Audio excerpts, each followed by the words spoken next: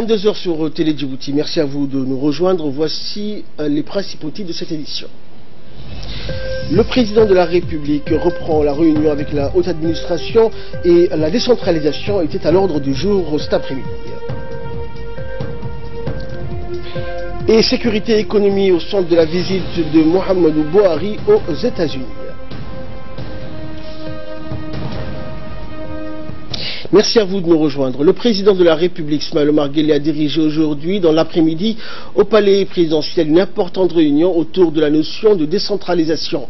Cette réunion consiste en une nouvelle édition des audiences de mise au point complet sur chaque secteur d'activité de notre pays que le chef de l'État entreprend régulièrement depuis un certain temps avec les plus hauts responsables publics djiboutiens. Thématique transversale par excellence, la décentralisation et le transfert d'une partie des compétences de l'État central au profit d'élus choisis pour gérer les affaires des collectivités locales. Au cours d'un mot d'introduction prononcé en début de cette réunion, le chef de l'État a indiqué que c'est la volonté d'étendre à tous nos territoires la participation à la sphère décisionnelle qui était en 2006 à l'origine de l'adoption de la décentralisation chez nous. Avec la création définitive d'un ministère délégué à la décentralisation en 2016, notre pays s'est donné les moyens de nouer avec un rythme efficient d'acquisition de toutes les pratiques de la décentralisation, a-t-il également déclaré. La décentralisation a essentiellement valeur, pour moi, d'instruments supplémentaires qui concourent au renforcement des dispositions économiques et sociales de notre pays, a par ailleurs souligné le président de la République, qui a ensuite interrogé tour à tour les responsables réunis autour de la table sur l'état d'avancement de leurs travaux respectifs. C'est ainsi que le ministre délégué à la décentralisation, Hamoud Mohamed Aramis, a procédé à l'inventaire des réalisations déjà opérées par son département, dont la création d'une commission de réflexion sur le processus de décentralisation, l'adoption de la loi portant organisation interne du ministère, l'élaboration et la mise en œuvre d'une feuille de route, le lancement de la décentralisation fiscale en collaboration avec le ministère du Budget. Au cours de son compte rendu, le ministre Aramis a surtout fait état de multiples efforts entrepris au quotidien par son département auprès d'autres services afin de conférer à notre pays le statut d'une société ayant intégré tous les réflexes d'un fonctionnement décentralisé. Les élus locaux, communaux et régionaux, dont le maire de la ville, Fatouma Awale, et le président des différents conseils régionaux des régions de l'intérieur ont eux aussi procédé à l'inventaire exhaustif de leurs réalisations et travaux. Ils ont tous élaboré le récit détaillé des concours respectifs qu'ils apportent aux principales politique donc en vigueur à Djibouti, notamment la lutte contre la pauvreté et le chômage, l'habitat et le logement, l'éducation et la santé, pour ne citer que ces points. Le chef de l'État, qui a clos les débats, a dédié son mot de la fin à la nécessité d'œuvrer de concert au profit de notre société. Il ne peut y avoir de conflit de prérogatives entre les responsables de l'autorité centrale et ceux de la décentralisation en raison du fait que le texte qui définisse les compétences de tout à chacun sont clairs et limpides, a estimé le président Guelleh. L'État central et les élus locaux doivent concourir tous deux au renforcement des dispositions de notre pays et de notre peuple, a-t-il affirmé, avant de réitérer la disponibilité de l'État à apporter toute l'assistance matérielle et technique nécessaire aux acteurs de décentralisation afin qu'ils s'acquittent bien de leur mission. Le Premier ministre Abdelkader Kamil, le ministre de l'Intérieur, la secrétaire d'État aux Affaires sociales, entre autres responsables de l'État, dont des préfets, ont pris part donc à cette réunion. Pour plus de précisions concernant l'ordre du jour de cette réunion, je vous propose de suivre l'intervention du président de la République.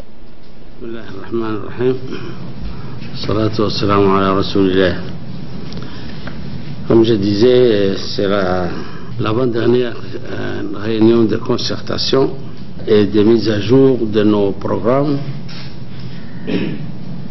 Aujourd'hui, c'est la décentralisation et développement local. Nous attachons beaucoup d'importance au développement local, à l'économie locale, à l'employabilité des personnes dans les régions, à leur éducation dans leur région et à leur offrir tous les services dont ils ont besoin dans leur région. L'enjeu majeur de la décentralisation est la réduction de l'hégémonie de l'État qui doit céder la place aux autorités locales élues pour l'élaboration d'un processus de développement local durable. Or, ce que l'on observe dans notre pays aujourd'hui, c'est qu'en dépit des textes juridiques qui existent, ce transfert s'opère à une échelle très réduite. Le transfert des compétences de l'État aux collectivités est la condition de réalisation de la décentralisation. La stratégie de transfert de compétences adoptée dans notre pays est progressive. Elle repose sur la capacité des collectivités territoriales à assumer les compétences à transférer. Je réaffirme que la condition sine qua non de la réussite du processus de décentralisation est le transfert de compétences du pouvoir central aux collectivités locales, car il ne peut y avoir de décentralisation sans transfert de compétences. Dans ce cadre, pour notre pays, le transfert des compétences de l'État aux collectivités locales ambitionne un certain nombre d'objectifs,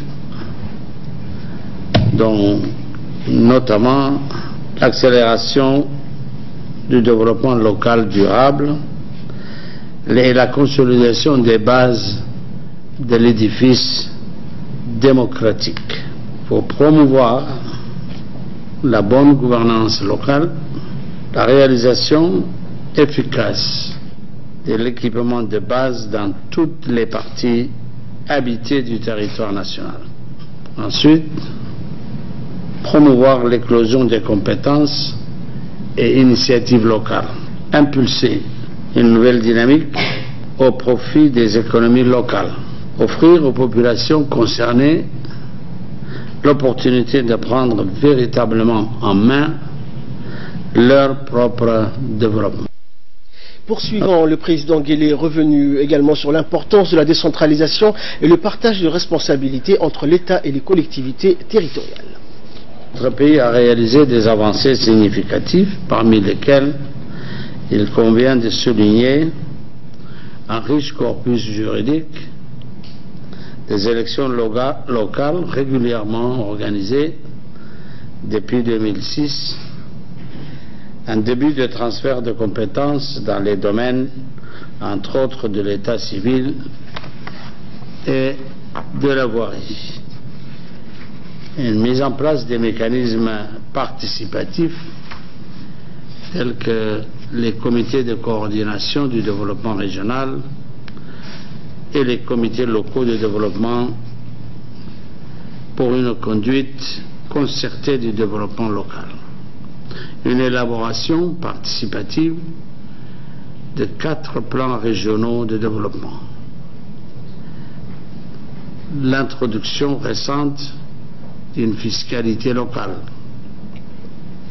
Je pense qu'il n'est pas nécessaire que j'énumère tous les avantages techniques de ce large mouvement de décentralisation, mais je dirais surtout que ce mouvement contribue au progrès de la démocratie dans notre pays. En effet, la réalisation de toutes ces actions témoigne clairement de notre volonté d'accélérer le développement local et de consolider les bases de la bonne gouvernance.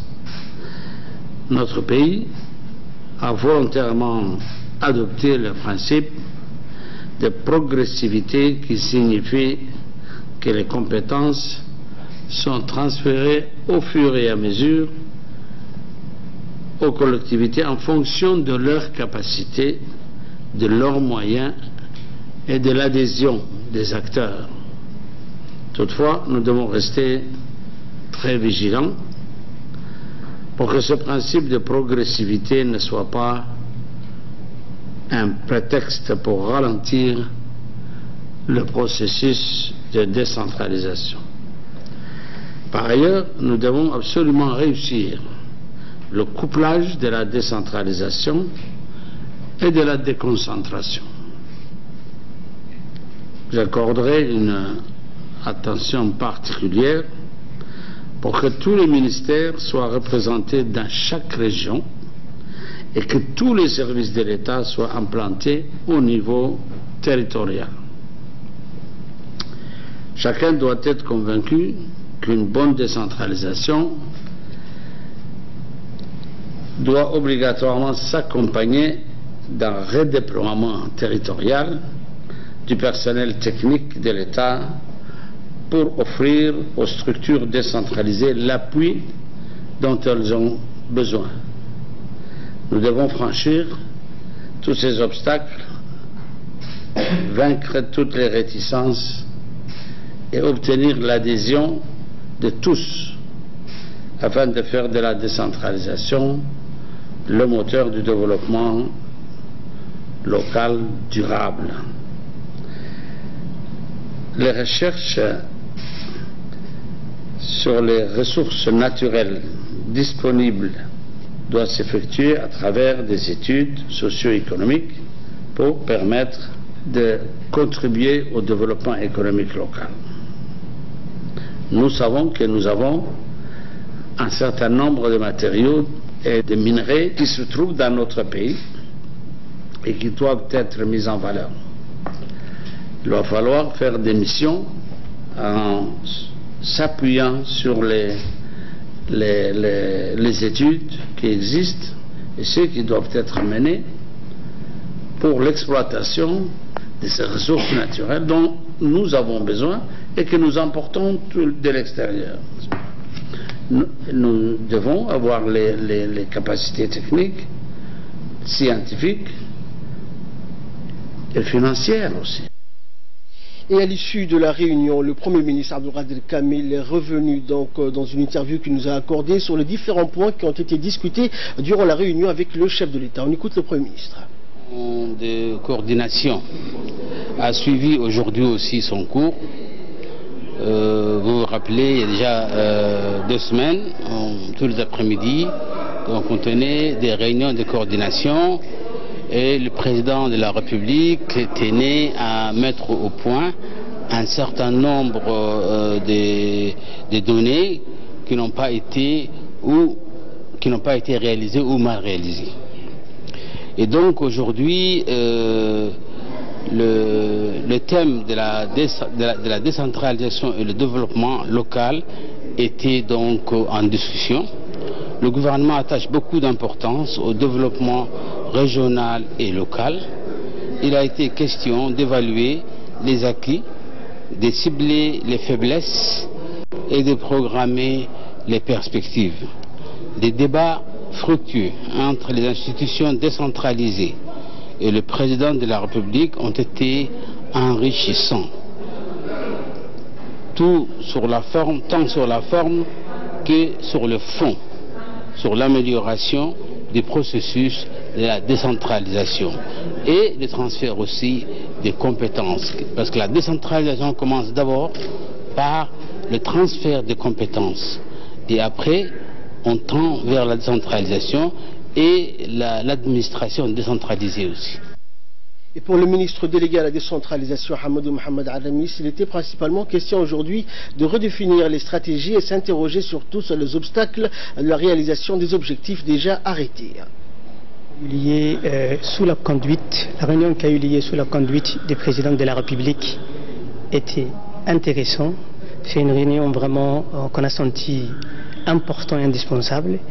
C'était une réunion de recadrage, mais en quelque partie, c'était une réunion d'une épreuve de vérité. Le président de la République, en un mot, nous a montré que l'avenir de la région, de l'intérieur, l'avenir des zones rurales, c'est la décentralisation. En renforçant la gouvernance locale, ça veut dire qu'on a renforcé le développement local. Si le développement local est renforcé, c'est une manière un peu de réduire la pauvreté et de lutter contre toute la problématique des zones rurales. Aujourd'hui, pour éviter l'exode rural, il faut fixer la population là où ils sont. Pour fixer la population là où ils sont, il faut créer une condition. La création de conditions passe par la mise en place des services et vraiment améliorer la qualité des services fournis aux populations dans le domaine social, dans le domaine de la santé, dans le domaine de l'éducation. Je l'espère que le train de la décentralisation est parti. Déjà, avec la création d'un département entièrement dédié à ces questions, c'est un signal politique fort. Donc aujourd'hui, surtout, on a trop tablé sur le renforcement des services déconcentrés, sur le renforcement de la qualité des services déconcentrés. En un mot, le président de la République a conclu, la décentralisation est indispensable pour notre pays.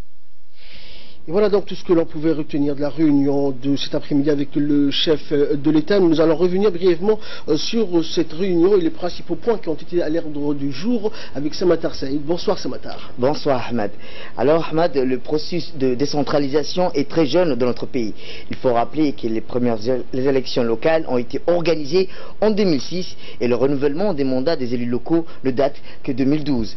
La République du Djibouti s'est engagée à partir des années 2000 dans un processus de réforme du secteur public et notamment des réorganisations de l'administration territoriale. Et contrairement aux autres pays africains, la décentralisation n'a pas été une politique impulsée de l'extérieur par les bailleurs de fonds, mais plutôt un besoin, une volonté des acteurs politiques du gouvernement au niveau national. Cette importante réforme institutionnelle est le fruit d'un long processus qui a débuté longtemps, qui s'est poursuivi jusqu'à nos jours avec l'adoption d'un arsenal juridique important. Il faut dire, Ahmed, que le président de la République, son Excellence Ismaël Omar Guelleh, la décentralisation reste un moyen d'approfondissement de la démocratie et du renforcement des politiques de lutte contre la pauvreté et du développement. C'est ainsi que dès son arrivée à la tête de l'État, notre pays a réalisé un progrès important dans la mise en place du cadre légal et institutionnel de la décentralisation. Un point crucial de la phase de concrétisation de la décentralisation réside dans le transfert des compétences, Ahmed, et des ressources dont il faut assurer la cohérence et les autres politiques du développement. Cependant, il ne faut pas oublier que la décentralisation est un processus graduel et sa mise en œuvre, Ahmed, peut être étalée et ponctuée dans le temps par les étapes plus ou moins séquences. Un des enjeux essentiels de la décentralisation est de faire en sorte que les collectivités locales assument davantage et mieux leurs responsabilités dans la fourniture des principaux services de base aux populations dans une dynamique de gestion partagée. Il y va de la lisibilité, de la crédibilité de la décentralisation aux yeux de la population locale.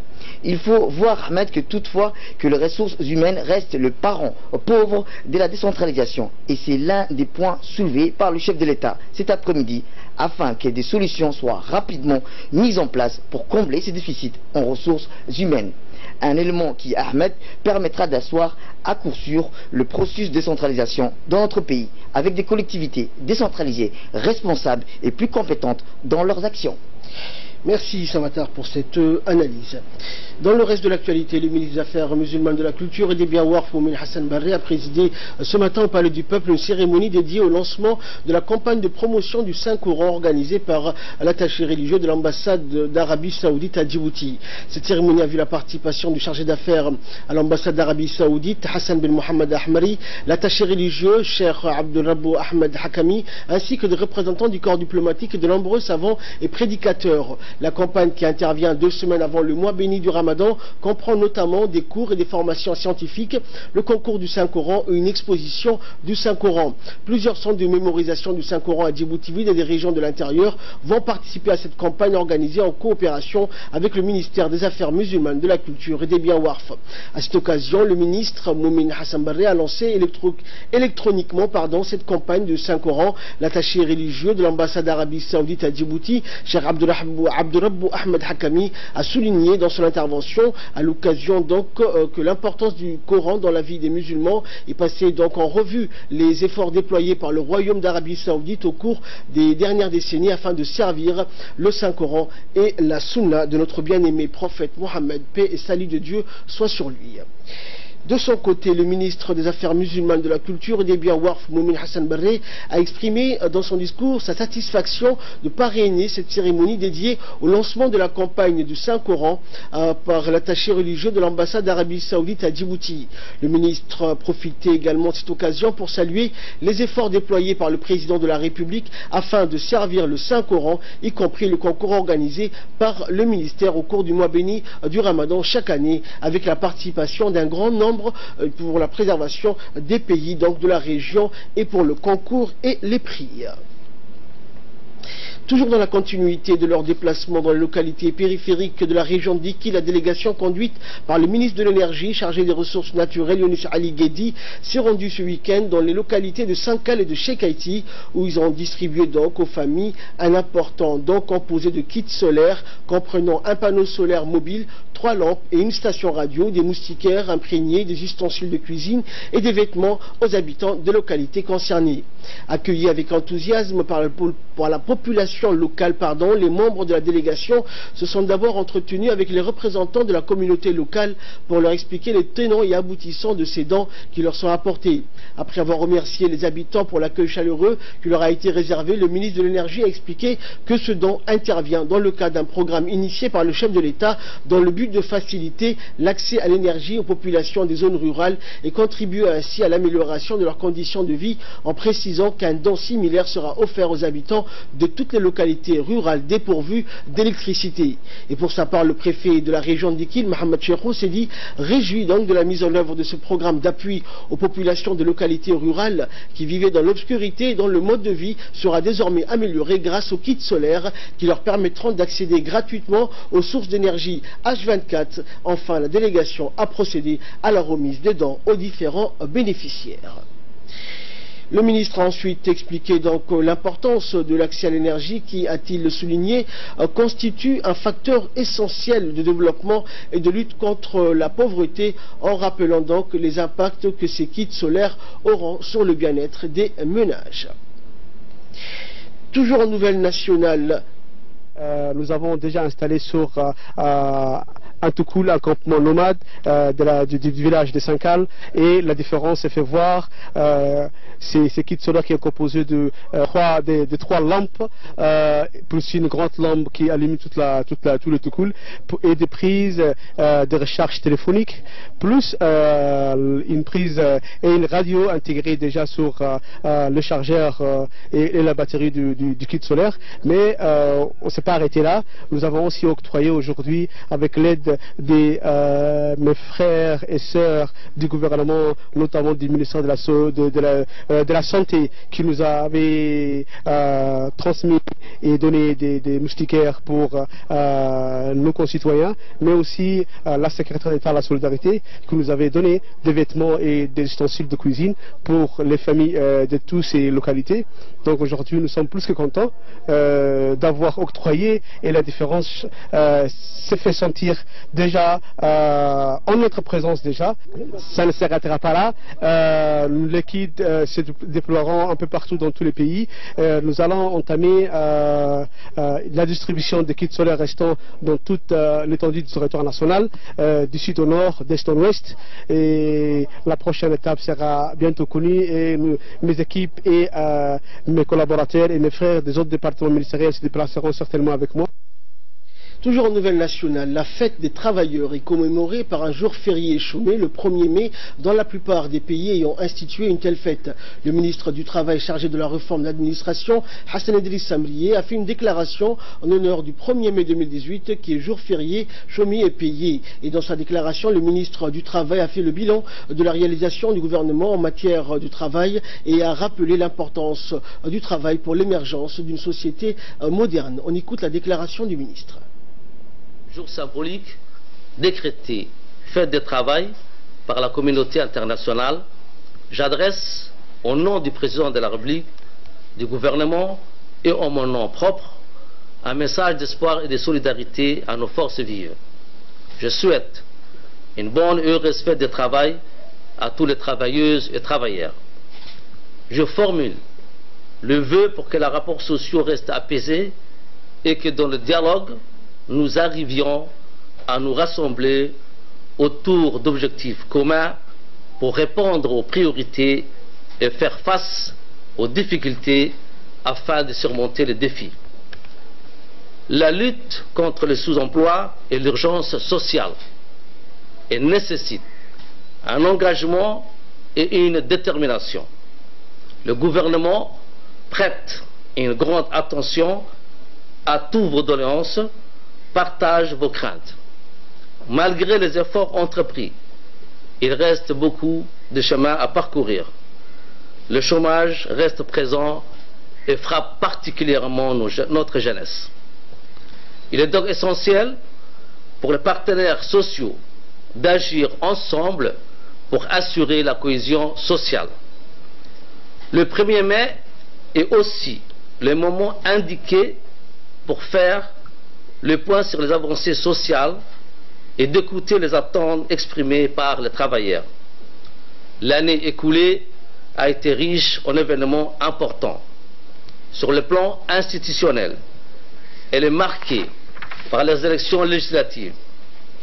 L'Assemblée a été renouvelée. Sa composition présente cette fois une caractéristique particulière.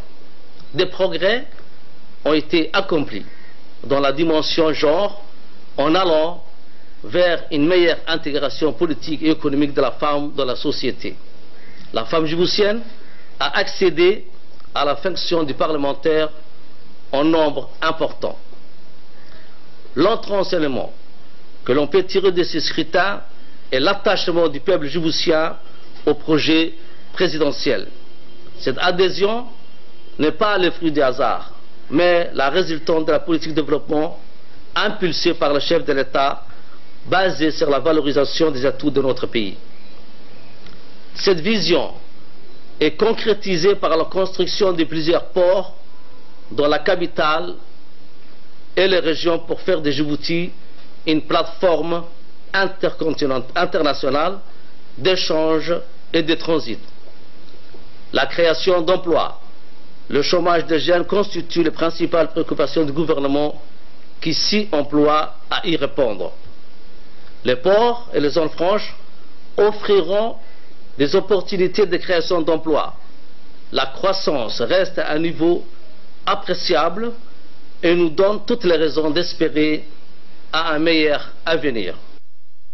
Sport à présent, la 11e édition des Jeux de la CGECI, donc c'est clôturé vendredi dernier et le secrétaire d'État a reçu donc les 2 ministres et le secrétaire général de la CGECI afin de leur remettre des cadeaux symboliques et de leur affirmer son amitié et sa fraternité. Ces cadeaux étaient composés d'un meg, d'un cristal avec le logo des Jeux, de l'encens ainsi qu'un cadre traditionnel. Les récipiendaires ont exprimé leur joie et remerciements à l'endroit du secrétaire d'État à la jeunesse et au sport, tant pour l'accueil, l'organisation, mais aussi pour l'égard eu envers eux durant tout leur séjour. À la fin, Ali Mohamed Dato, vice-président du comité d'organisation des 11e Jeux, a remis au nom du comité des médailles symboliques au secrétaire d'État, aux 2 ministres et au secrétaire général de la CGECI pour la belle collaboration et fraternité entre les pays membres de la CGECI qui a conduit donc à la réussite des 11e Jeux de la CJSOI. Je suis là depuis dimanche 24, quelque chose comme ça, je ne sais plus même. Et bon, on a fait le maximum au niveau du secrétariat pour aider l'organisation pour le bon déroulement de ces Jeux. Et bien sûr, il y aura des conseils qu'on va vous donner. Après ces Jeux, il y aura un bilan qui va être fait, qui va être présenté lors de la prochaine réunion des experts. Ce sera pour vous aussi d'apprendre et de faire les corrections nécessaires pour la prochaine fois que vous allez héberger les Jeux. Et je vous dis bravo, félicitations au peuple djiboutien et que la prochaine fois on se rencontre et comme le ministre mauricien vous a dit. Et quant au ministre mauricien Stéphane Toussaint, il a également remercié le secrétaire d'État ainsi que l'ensemble du gouvernement djiboutien qu'il serait plus heureux donc d'accueillir les jeunes djiboutiens lors des prochains Jeux de la CGECI que son pays abritera. On l'écoute. D'abord, je dois dire un grand merci au peuple de Djibouti pour l'accueil chaleureux. Grand merci et félicitations à mon collègue et ami, le ministre Hassan, et félicitations à toute la République de Djibouti, au président qui nous a accueillis sur votre terre ici. Et donc, pour moi, c'est la découverte. Donc, Djibouti, je ne connaissais pas. Donc, pendant ces 10 jours, j'ai appris à connaître le pays, les gens, la nourriture, les coutumes, la musique de Djibouti. Et je pense que nos jeunes se sont bien amusés. Il y a eu de belles rencontres, des amitiés se sont créées. Et c'est ça le but des Jeux de la CGSEI. Donc, ce sera avec plaisir que nous allons vous accueillir tous en 2021 pour les Jeux. Et le ministre comorien Mohamed Salam a également remercié le secrétaire d'État pour l'accueil qui a été réservé à lui ainsi qu'à sa délégation, et que pour une prochaine organisation, première organisation, Djibouti avait relevé le défi haut la main. On l'écoute. Je ne parle pas uniquement de la cérémonie de clôture. Moi, je vais parler de la réussite de l'organisation. Pourquoi j'ai fier de parler? Parce que pour une première fois qu'on organise quelque chose sans expérience et à aboutir à des résultats pareils, on dit Masha'Allah, bravo, chapeau. Et puis, comme vous l'avez dit, au nom du président qui est à Madagascar en ce moment pour des raisons politiques, en plus pour ses fonctions, j'ai été obligé aussi de le représenter parce qu'il fallait que quelqu'un remette le drapeau au pays organisateur en 2021 qui est Maurice. Et franchement, ce qu'on a vu depuis qu'on est arrivé, la première impression pour nous, tous les ministres et les délégations qui sont mis ici, c'est l'organisation. La cérémonie d'ouverture nous avait donné le tempo. On savait que ça commençait comme ça finira très bien. En tout cas, rien que ça, moi je passe un message très sincère à mon frère le ministre Hassan, et plus particulièrement à son excellence le président Ismaël, monsieur Ismaël, son excellence, monsieur le président, bravo à votre pays, barakallahu fikum, et excellence, encore une fois, longue vie à vous et au peuple. Toujours en nouvelle nationale, une cérémonie officielle de remise et décoration au personnel militaire des FAD ayant participé à l'exercice intitulé Bouclier du Golfe a eu lieu aujourd'hui au régiment d'artillerie des forces armées djiboutiennes. Cette cérémonie haute en couleur a été présidée par le général de corps d'armée Zakaria Cheikh Ibrahim, chef d'état-major général des armées. Cette cérémonie a vu la participation de l'ensemble des membres des grands responsables de l'armée djiboutienne. L'exercice Bouclier du Golfe s'est déroulé donc du 18 mars au 16 avril sur le site de Djoubel, situé à 200 km de Daman en Arabie Saoudite. Et on prit part donc à cet exercice 21 pays, dont 10 pays africains et 13 pays arabes réunis au sein de la coalition islamique. Également, les États-Unis et la Grande-Bretagne étaient présents. La République de Djibouti a été représentée par les forces armées djiboutiennes à hauteur d'une section organique composée de 30 militaires placés sous les ordres du colonel-major Mohamed Ibrahim Moussa, directeur des ressources humaines. Après les honneurs et la revue des troupes, le chef d'état-major général des armées s'est dit réjoui de l'excellent résultat des forces armées djiboutiennes à la participation de cet exercice à dimension multinationale. Pour leur témoigner sa satisfaction, le général Zakaria a décoré les membres de la section militaire de la médaille d'honneur du pays et leur a remis en main propre un certificat. Puis, tour à tour, le chef d'état-major de la défense, le général de division Ousmane Nour Soubaglé, le général de brigade Ali bin Suleiman, attaché militaire auprès de l'ambassade de l'Arabie Saoudite à Djibouti, et le général de brigade Tahir Ali Mohamed, sous-chef d'état-major de la défense, ont pris part à cette décoration. Dans cette manœuvre, les forces terrestres, navales et aériennes de 23 pays, dont Djibouti et les pays du G5 Sahel, à savoir le Niger, Burkina Faso, Mauritanie, Tchad et Mali, ont pris part avec les forces saoudiennes à cet exercice qui a duré un mois. L'exercice, considéré comme le plus important de la région en termes de diversité et d'expertise, vise à améliorer la préparation militaire des pays participants, à moderniser les mécanismes conjoints et à renforcer la coordination et la coopération. L'objectif primaire pour les pays engagés dans cette bataille est d'éradiquer la gangrène de la menace terroriste qui sévit dans ces pays respectifs, en particulier dans toute la région du Sahel en général. Il est à signaler également que l'Arabie Saoudite contribue activement au financement de la force conjointe G5 Sahel, une organisation sahélienne conçue et mise en œuvre par 5 pays du Sahel en réponse à la menace terroriste. Notons que le président de la République, chef du gouvernement gouvernement Ismaël Omar Guelleh et chef suprême des armées, avec 30 autres chefs d'État et de gouvernement, a participé à la cérémonie de clôture de l'exercice militaire aux côtés de son ami, donc le roi d'Arabie Saoudite, gardien des 2 lieux saints et des 2 saintes mosquées, Sa Majesté Salman bin Abdulaziz Al Saoud, qui a présidé ce grand événement.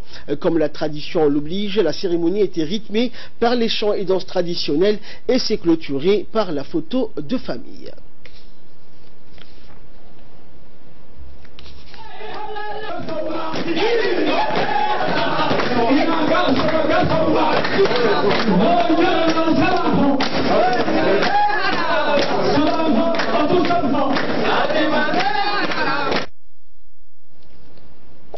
Et de là, nous passons à l'actualité régionale avec Hussein Aoulet. Bonsoir Hussein. Bonsoir Ahmed. Alors nous allons nous rendre en Somalie, Hussein, où 1,5 million de personnes sont sous les eaux. Oui, effectivement, donc Ahmed, et en effet, la situation en Somalie devient donc pratiquement incontrôlable dans la région de Hiran, en plein centre du pays. Près de 100 000 personnes ont été obligées de se déplacer après que de terribles inondations aient frappé le pays cette semaine, portant donc le total des personnes touchées à près de 500 000. Ces inondations, en plus de provoquer une vague de déplacements, posent de nombreuses questions sécuritaires. En effet, selon l'ONG présente sur place, les conditions sanitaires sont tout simplement déplorables. Les abris créés pour l'occasion se veulent bancals et les premières nécessités tardent donc à arriver. Résultat, certaines personnes craignent notamment que certaines épidémies ne se répandent rapidement, très vite. Le colonel Mohamed Berkhad, donc commandant du contingent djiboutien des forces de la mission présent à Baledouine, a indiqué que son contingent participait aux opérations de secours et que les catastrophes touchent une population importante. Il a ajouté que le président somalien Farmajo est arrivé cet après-midi sur le lieu de la catastrophe où les eaux fleuves ont submergé par débordement même la ville dans le secteur de Hiran. Merci Hussein. Donc actualité internationale à présent, sécurité et économie, donc au centre de la visite de Mohamedou Buhari aux États-Unis. Oui, effectivement, donc au milieu de cette rencontre, Ahmed, les questions d'ordre économique et surtout sécuritaire seront abordées par les 2 hommes d'État. Les sectes islamiques qui est Boko Haram a mis le nord-est nigérian sous sa coupe depuis près d'une décennie, y perpétrant des attentats suicides et autres actes terroristes. À son accession donc à la magistrature suprême en mars 2015, le président Buhari avait fait donc de la lutte contre ces groupes terroristes son cheval de bataille. La Maison-Blanche avait pour ce faire vendu 12 avions des combats au pays le plus peuplé d'Afrique, et donc pour une valeur totale de 496 millions de dollars. Mais jusqu'à là, Boko Haram continue sa danse macabre. En témoigne sa récente attaque sanglante dans son fief de Maiduguri. Et en Syrie, donc les bombardements font toujours rage. Nouvelle attaque donc contre les positions de Bachar al-Assad. En effet, donc récemment, Ahmed, ce sont des positions du régime de Bachar al-Assad qui ont été visées par des tirs de missiles. Selon certaines sources, pas moins de 26 combattants seraient ainsi décédés, donc une grande majorité serait d'origine iranienne. Pointé du doigt, Israël s'est refusé à tout commentaire, bien qu'il ne soit pas secret que l'État hébreu voit d'un très mauvais œil la présence de son ennemi Téhéran donc en Syrie. Déjà donc accusé le 9 avril dernier d'avoir organisé un raid meurtrier visant une base militaire située de la province de Homs. Israël se retrouve donc d'une nouvelle fois visé par de nombreuses accusations. Et enfin, nous allons parler climat. Hussein, l'Organisation des Nations Unies appelle à agir avant qu'il ne soit trop tard. Effectivement, donc l'ONU a appelé aujourd'hui donc le monde à être plus ambitieux en matière de lutte contre le changement climatique et avant qu'il ne soit trop tard. Au premier jour d'une réunion de quelques 200 pays signataires de l'accord de Paris. L'accord de Paris sur le climat de 2015 vise à contenir le réchauffement mondial sous les 2 degrés, voire 1,5 degré par rapport à l'ère pré-industrielle. Mais les engagements de réduction d'émissions de gaz à effet de serre donc qui est pris jusqu'à présent par les États signataires conduiraient donc à mettre un monde à plus de 3 degrés. Les sessions donc des négociations des Bonn qui doit s'achever donc le 10 mai prochain est la première étape d'une année cruciale dans donc la lutte contre le dérèglement climatique qui doit donc s'achever avec le 24e conférence donc climat de l'ONU COP 24 en Pologne en décembre prochain. Ahmed. Merci Hussein pour toutes ces précisions. C'est la fin de ce journal. Merci à vous de nous avoir suivis et excellente fête de travail à toutes et à tous.